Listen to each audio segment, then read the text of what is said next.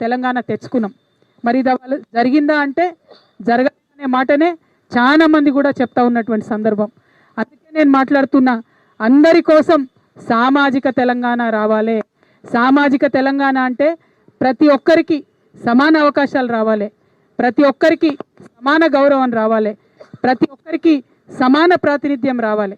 అది రాజకీయంగా కావచ్చు, ఆర్థికంగా కావచ్చు, సామాజికంగా కావచ్చు, మనకు దక్కాల్సినది గౌరవం దక్కాలి.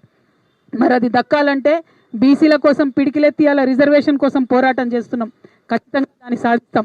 ఎస్టీల కోసం వారి హక్కుల కోసం పోరాటం చేస్తున్నాం, ఖచ్చితంగా అవి సాధించుకుంటాం. ఎస్సీల కోసం పోరాటం చేస్తున్నాం, ఖచ్చితంగా సాధించుకుంటాం. మైనారిటీలకు రిజర్వేషన్ ఉండాలనే మాట జాగృతి ఏనాడో చెప్పింది, దానికోసం పోరాటం చేసి ఖచ్చితంగా సాధించుకుంటాం. అగ్రవర్ణాల్లో ఉన్నటువంటి పేదలు ఇవాళ అగ్రవర్ణాల్లో కూడా అన్ని కులాలకు రాజకీయంగా ఆర్థికంగా ప్రాధాన్యత లేదు. వైశ్యమిత్రులు ఉంటే వాళ్ళు ఎక్కడ కూడా రాజకీయంగా కనబడతలేరు. జనాభా ఎక్కువ ఉన్నది, రాజకీయ ప్రాతినిధ్యం తక్కువ ఉన్నది. సో అగ్రవర్ణాల్లో ఉన్నటువంటి పేదల కోసం కూడా జాగృతి బాసటగా అండగా నిలబడుతుందని ఈ సందర్భంగా తెలియజేస్తున్నాం. అందరూ కలిసి ఉంటేనే ఒక అందమైన బతుకమ్మలాగా తెలంగాణ బాగుంటుంది.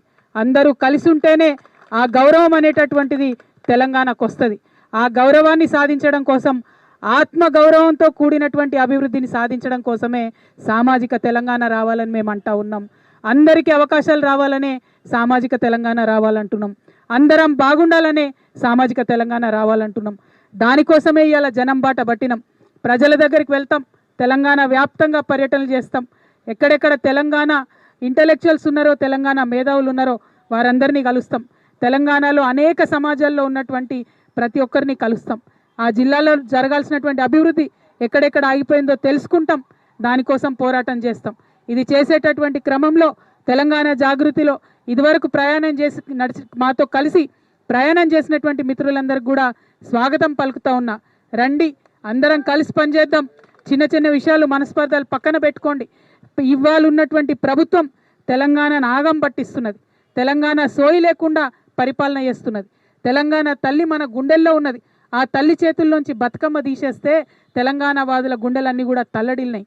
ఆ తల్లి చేతిలో బతుకమ్మ వచ్చేంత వరకు కూడా పోరాటం చేయాల్సినటువంటి అవసరం మనందరికీ ఉన్నది. మన తెలంగాణ పండుగల్ని గౌరవించుకునేదాకా పోరాటం చేయాల్సినటువంటి అవసరం ఉన్నది. తెలంగాణ ప్రాంతాలను ఈ ప్రభుత్వం విస్మరిస్తున్నది.